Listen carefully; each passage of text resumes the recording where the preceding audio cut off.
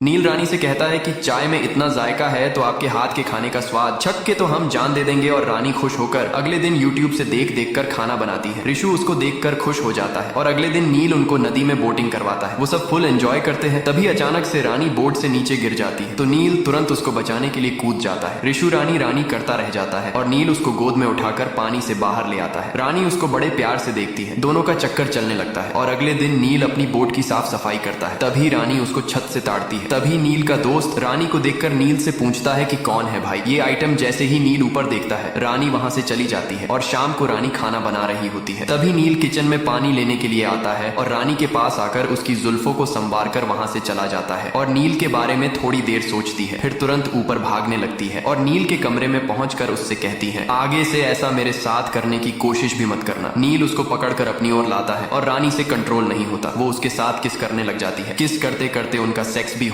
नील और रानी के बीच सेक्स हो जाता है। वो दोनों एक दूसरे से प्यार करने लगते हैं। रानी की सास उसको आवाज लगाती है। तभी रानी उनकी आवाज सुनकर जोर से भागने लगती है। इधर पूरी फैमिली एक साथ बैठकर खाना खा रही होती है। तभी नील कहता है कि कुछ तो जादू है भाभी, आपके हाथ में बस मटन खाने का मन है। और रिशु की माँ ये सब सुनकर कहती है कि मेरी रसोई में मांस वांस नहीं बनेगा। रानी वेजिटेरियन होके भी नील के लिए मटन लेने जाती है। उसको मटन में से गंध आती है लेकिन प्यार में पागल रानी आखिर करे तो करे क्या। रिशु की माँ रानी से कहती है कि कल तक तू मांस नहीं खाती थी और आज मटन बनाएगी। तभी रिशु उनको समझाता है और रिशु की माँ उससे कह देती है कि मेरी रसोई में मांस नहीं बनेगा। बस तभी रिशु रानी को दूसरे किचन में ले जाता है। रिशु रानी के प्यार में पागल होता है। आखिर बेचारा करे तो करे। रानी को वो सब याद आता है कि उसने और नील ने रिशु को मारा था। इधर इंस्पेक्टर हवलदार से कहता है कि अपने लवर के साथ मिलके अपने पति को ही मार डाला, इसको तो मैं नहीं छोड़ूंगा। अब इंस्पेक्टर अफजल से पूछताछ करता है। अफजल कहता है कि एक ही तो दोस्त था मेरा, भाभी को पलकों पे बिठा के रखता था। और रानी को वहीं देख के कहता है कि सर ये डायन यहाँ पे।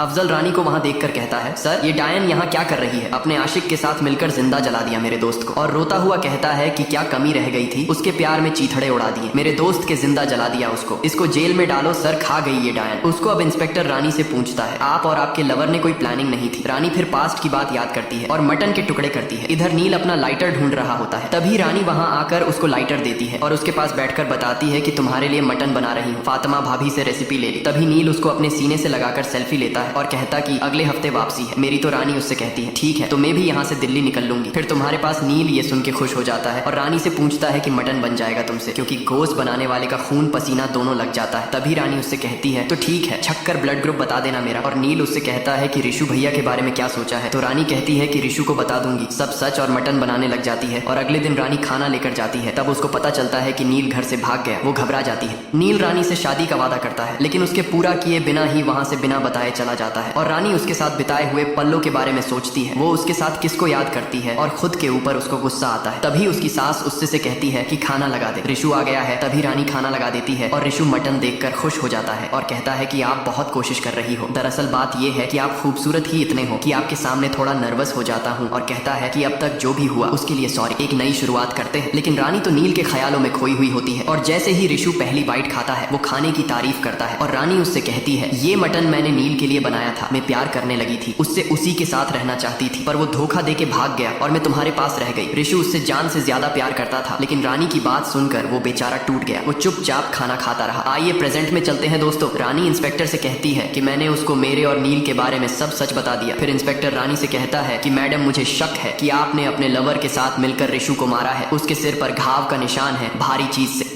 रानी इंस्पेक्टर से कहती है कि सर कहानी तो आपकी भी बहुत अच्छी है। ये सुन के इंस्पेक्टर रानी से कहता है कि दी एंड भी अच्छा होगा जब मैं मर्डर वेपन और आपके लवर को ढूंढ के ले आऊंगा। अगले दिन फिर रानी से इंस्पेक्टर पूछता है कि कोई पछतावा नहीं है तुम्हें नील के साथ सेक्स करके। तो रानी कहती है नहीं, अगर मैं नील के साथ सेक्स नहीं करती तो असली रिशु से कैसे मिलती। रिशु पानी में चेक करता है कि वो अंदर कितनी देर तक सांस रोक सके और बस पकड़कर नील से बदला लेने के लिए उसके शहर पहुंच जाता है और पीछे से पेचकस से नील में मारता है। नील उसको पटक देता है और फिर उसको जमीन पे पटक कर बहुत मारता है। नील बढ़िया डोले शोले वाला होता है और रिशु जैसे पोलियो का मरीज रिशु मार खाकर भी नील के घर के बाहर ही बैठा रहता है। नील उसको खिड़की से देखता है, फिर अंदर लाकर उससे कहता है कि गलती हो गई हमसे, हम मानते मतलब चूतिया.com हो गया, अगर आप संबंध बना लेते तो वो अकेली नहीं पड़ती और फिर मैं बीच में कैसे आता। और पूछता है कि रिशु भैया संबंध कैसे नहीं बने आपके उसके साथ। तो रिशु उससे कहता है कि हम छूतियां हैं, उनका रेशमी जिस्म जितने की बजाय हम उनका दिल जितने में लग गए और तुमने भी सोचा सीधे साधे रिशु भैया हैं, इनकी मारो, इनकी लुगाई की भी मारो, उसे लेके क्यों नहीं आए अपने साथ, हम तीनों में से कम